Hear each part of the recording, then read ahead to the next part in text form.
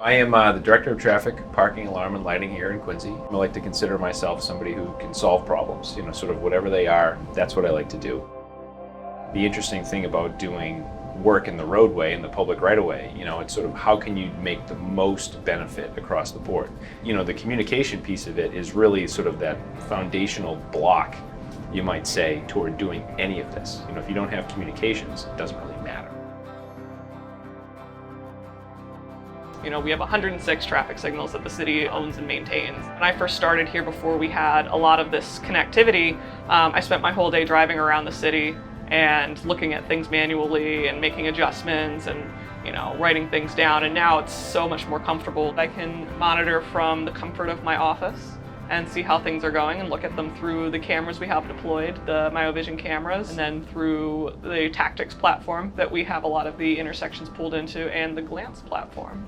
Here we are now where, 3/4, if not more, of our intersections are viewable remotely. So that saves everybody a huge amount of time. You can jump right on, take a look at it, and make changes in real time. Especially the last 2 years, the way that people have traveled has really changed with the pandemic. So it's been really useful to monitor things and change things to more prioritize local travel, which there's a surge of, and deprioritize regional travel. And I think it also allows the partners that we have, places like Applied Information and Ocean State Signal, and others to say, oh, let me dial in right now and let me take a look.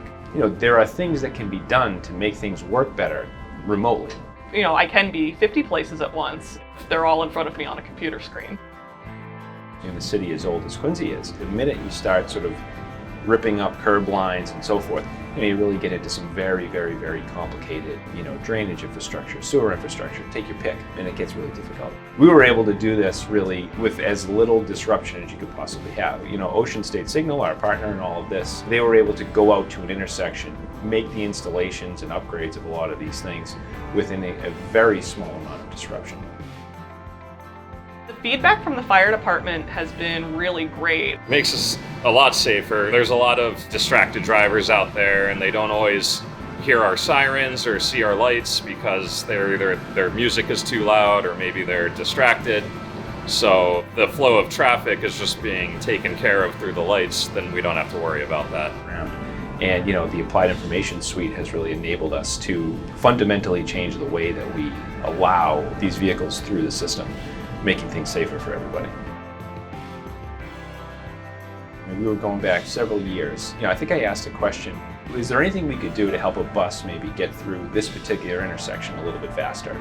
If you have the functionality sort of in theory even in place, and you have a willing partner like we do in the MBTA, anything is possible. Here we are now some years later, but we're actually running a trial program across the city in collaboration with the MBTA. The MBTA is able to communicate with the infrastructure inside the cabinet to let the controller know that the bus is coming and try and make sure that it's arriving on green.